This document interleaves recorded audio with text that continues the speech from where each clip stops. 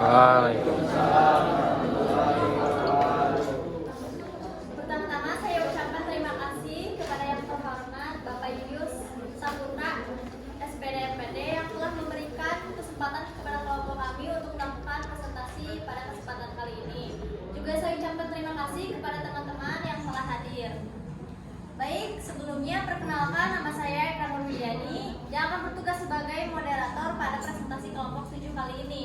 Namun saya tidak sendiri karena ditemani oleh rekan-rekan saya. Baik, perkenalkan nama saya Rizal Salza sebagai pemateri. Perkenalkan, nama saya Luna Marina sebagai pemateri. Perkenalkan, nama saya Fadil Majid sebagai materi. Perkenalkan, nama saya Rosalia Darmawati sebagai pemateri. Perkenalkan, nama saya Maksud Baca Putri sebagai pemateri.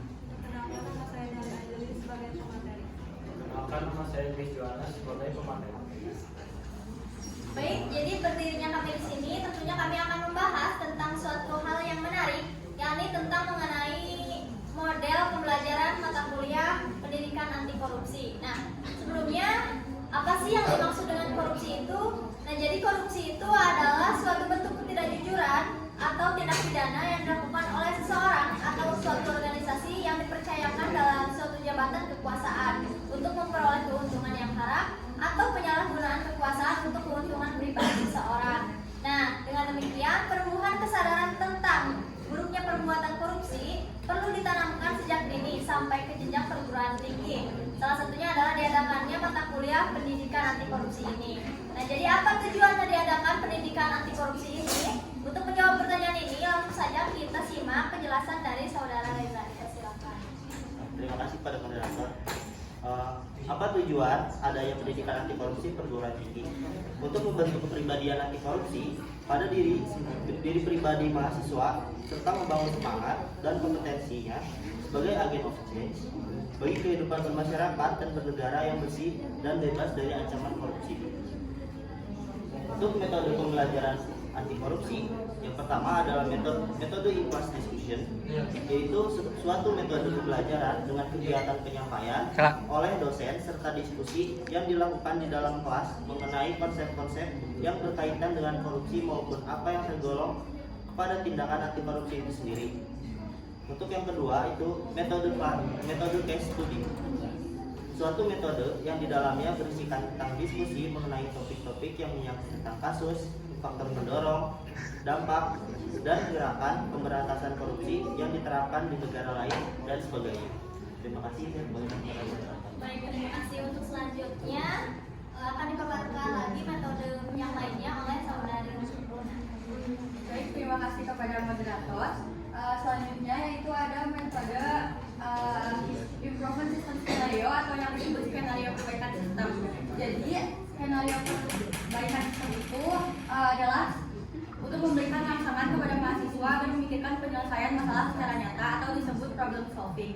Jadi contoh kegiatannya nantinya mahasiswa itu akan diberikan satu bahan diskusi oleh dosen untuk didiskusikan oleh kelompok mahasiswa. Terus setelah itu mahasiswa juga diharapkan membuat skema perbaikan sistem yang bisa menyelesaikan masalah korupsi yang selalu terjadi pada kampus tersebut. Yang selanjutnya ada kuliah umum atau yang disebut general lecture. General lecture atau kuliah umum itu tujuannya untuk belajar dari praktisi atau orang-orang di lapangan yang mampu menginspirasi dan dapat menjadi role model bagi mahasiswa. Kegiatannya pun ada berbagai macam kalau kuliah umumnya. Salah satu contohnya yaitu adalah menghadirkan seorang pembicara tamu untuk berbagi pengalaman dan cerita pengalaman dalam memberantas dan mencegah korupsi di dunia kerja. Contoh pembicara tamunya itu adalah tokoh-tokoh yang dikenal sebagai koruptor fighter di bidangnya masing-masing, seperti tokoh-tokoh KPK, pengusaha politisi, pemuka agama, pejabat pemerintah, dan lain-lain. Terima kasih, saya kembalikan kepada moderator. Baik, terima kasih kepada pemateri beliau. Untuk selanjutnya kita persilahkan untuk pemateri yang ketiga. Oke, terima kasih atas kesempatannya. Kita ke yang nomor 5, Education Tools. Tujuannya menciptakan media pembelajaran yang kreatif untuk segmen pendidikan formal maupun publik dalam rangka gerakan anti korupsi. Kegiatannya, kelompok mahasiswa mewujudkan kreativitasnya dalam mendesain berbagai macam produk yang bisa menjadi media pembelajaran anti korupsi. Selanjutnya yang keenam, Prof the Government Policy. Tujuannya memantau realisasi janji pemerintah sebagai bentuk integritas. Kegiatannya, kelompok mahasiswa melakukan pengamatan penelitian ke lapangan untuk melihat kesesuaian janji pemerintah yang disosialisasikan melalui kampanye, spanduk, iklan, pengumuman prosedur di berbagai instansi dengan realisasi di lapangan. Terima kasih, saya kembalikan kepada moderator. Baik, terima kasih kepada pemateri 3. Untuk selanjutnya kita simak pemaparan lebih lanjutnya, yaitu dari pemateri keempat. Dipersilakan. Baik, di sini ada investigative report, yaitu belajar anti korupsi dengan melakukan investigasi langsung di lingkungan sekitar dalam kurun waktu yang ditentukan untuk menentukan berbagai macam tindak anti korupsi. Secara umum, pengertian laporan investigasi adalah upaya penelitian, penyelidikan, pengusutan, pencarian, pemeriksaan, dan pengumpulan data, informasi, dan temuan lainnya untuk mengetahui atau membuktikan kebenaran atau bahkan kesalahan sebuah fakta yang kemudian menyajikan kesimpulan atas rangkaian temuan dan susunan kejadian. Sekian, saya kembali ke moderator. Terima kasih. Untuk selanjutnya kita simak penjelasan dari pemateri yang kelima. Oke, selanjutnya diskusi film. Nah, dalam metode pembelajaran diskusi film, pendidikan anti korupsi melibatkan analisis dan pembahasan tentang presentasi korupsi dalam film-film. Nah, diskusi film ini bertujuan untuk menggunakan media film sebagai media pembelajaran melalui kekuatan audiovisual. Kegiatan ini memutar film dokumenter korupsi atau anti korupsi, kemudian mendiskusikan dengan mahasiswa. Hal-hal yang bisa didiskusikan mahasiswa misalnya terkait bentuk korupsi yang terjadi, dilema dihadapi si koruptor atau orang yang membantu terjadinya korupsi, dan sebagainya. Diskusi bisa diperkaya dengan pengalaman serupa yang pernah dihadapi oleh mahasiswa. Sekian dari saya kembalikan kepada moderator. Baik, terima kasih kepada pemateri 5. Untuk selanjutnya ada metode lainnya, yaitu akan disampaikan oleh pemateri yang ke-6, yaitu Saudari Nelly. Dipersilakan. Selanjutnya ada thematic exploration. Thematic exploration merujuk pada eksplorasi konsep-konsep anti korupsi melalui pendekatan tematik. Ini melibatkan pemeriksaan mendalam terhadap tema-tema terkait korupsi seperti etika, transparansi, akuntabilitas, dan integritas dalam berbagai konteks sosial, politik, dan ekonomi. Mahasiswa melakukan penelitian dan analisis terhadap situasi-situasi konkret yang melibatkan korupsi, memahami akar penyebab, serta mencari solusi dan strategi untuk mencegahnya. Thematic exploration memiliki tujuan yaitu membangun cara berpikir komprehensif mahasiswa dalam mengkaji kasus atau fenomena. Yang kedua, memperkaya perspektif mahasiswa dalam mengamati atau menanggapi sebuah kasus atau fenomena dengan kegiatan.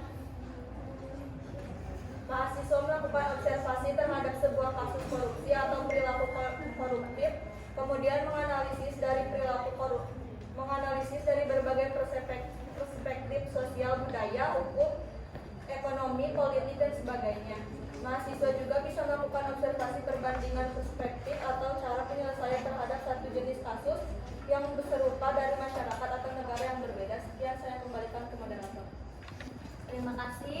Untuk selanjutnya kita beranjak ke metode yang terakhir, yaitu akan disampaikan oleh saudara Grace.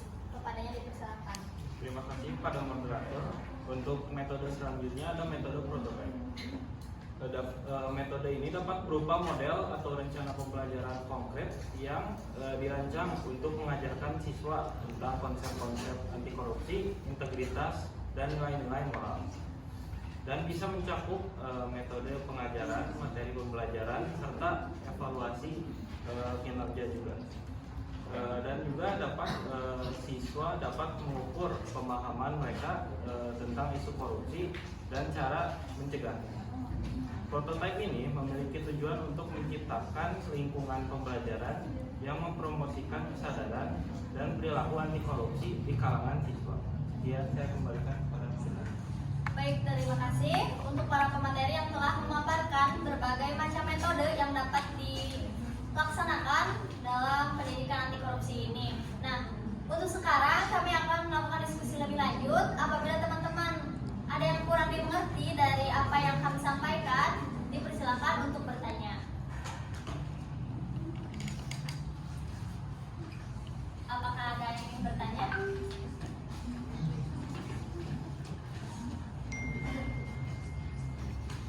Nah, apabila tidak ada yang bertanya, saya rasa cukup untuk mudah dipahami oleh teman-teman semua. Maka saya dapat menarik kesimpulan dari hasil pemaparan dari diskusi ini, yaitu mata kuliah pendidikan anti korupsi memiliki peran penting dalam membentuk kesadaran dan integritas mahasiswa terhadap masalah korupsi. Nah, dengan menerapkan berbagai metode pembelajaran ini, mahasiswa dapat lebih memahami kompleksitas dan dampak negatif korupsi dalam masyarakat. Selain itu, metode pembelajaran yang interaktif dan partisipatif ini dapat membantu membangun keterampilan analisis, kritis, dan pemecahan masalah mahasiswa terkait isu korupsi.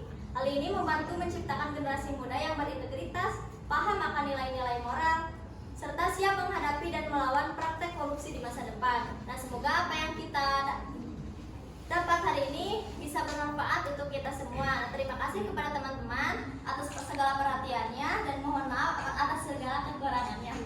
Akhir kata,